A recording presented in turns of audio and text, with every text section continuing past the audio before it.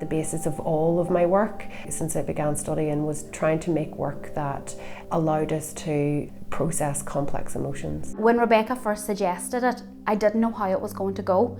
I was kind of a bit worried about how it would affect some of our residents. So I was just honest and I said, look, I'm really nervous. We're going to be talking about grief and bereavement, and we're just going to make a bit of time to listen to each other. The first group that I was there for was absolutely amazing. We learned so much. We learned so much about our own grief as well as their grief.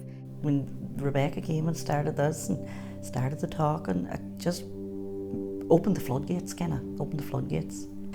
It wasn't just about grief, it was about everything, and it made the residents talk more than they ever did. And I'm here nearly 5 years, and so I've noticed a big difference. I came myself to one of the days here with Rebecca and actually observed myself what was happening, just to see if it was as impactful as we had hoped it would be. The conversations that were happening were absolutely phenomenal. I couldn't get over it. The openness that people were having in relation to what had happened in their lives, traumas that they'd had, previous childhood things that maybe had come out that never had been spoken about before, and losses that they had incurred, people that had died, and for them to actually use the word death and dying, which is what we want to make sure as part of Caru. We're trying to bring in that cultural change within the nursing homes, that people are open to talk about death and dying. That's what opens up all these conversations. Talking through art's a great thing to me, I think, because sometimes when your hands are doing, your mind's not thinking, so you just go on. Even with severe dementia, they can play with the clay, they can put the prints in the clay, and it's a one-to-one therapy too for them, even if they don't talk. The clay is very much related to soil, which we're very well connected to. And here in this region, a lot of the people who are here have backgrounds in agriculture.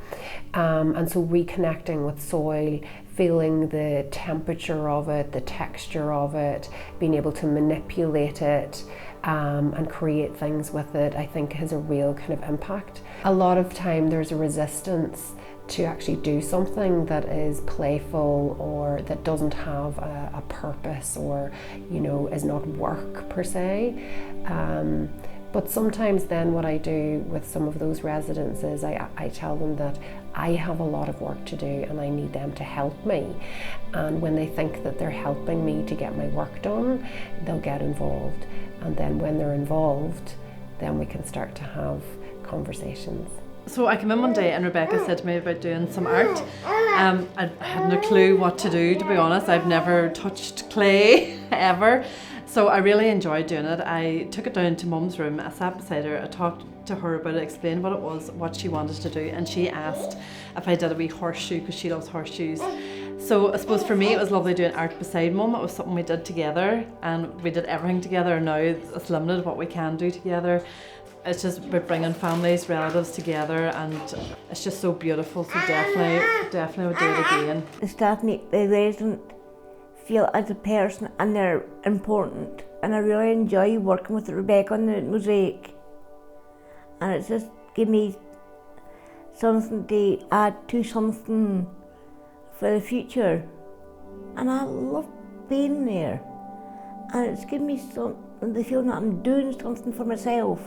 I'm doing it because I want to do it, and I enjoy doing it.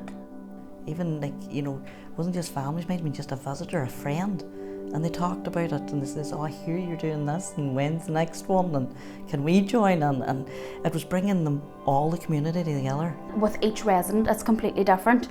Some people are so open to talking about it, and other people, it takes a long time for them to do it. So I found when we were in the midst of doing the activity and doing the clay, everybody was talking and back and forth, and one person could have told a story that would have triggered someone else to tell a story about their loved one, and then it would have went back to that person again and they would have continued their story, and it just brought so much interaction within the group and it was fantastic.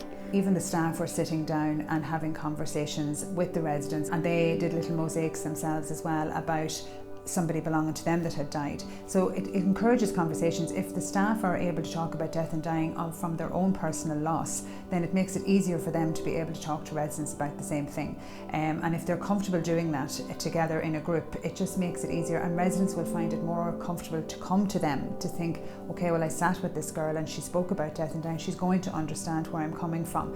So this is why these things are so important. I think everybody in their lifetime has experienced some sort of grief, whether it was a grandparent or anybody even closer to them, and it got staff to talk openly about their grief.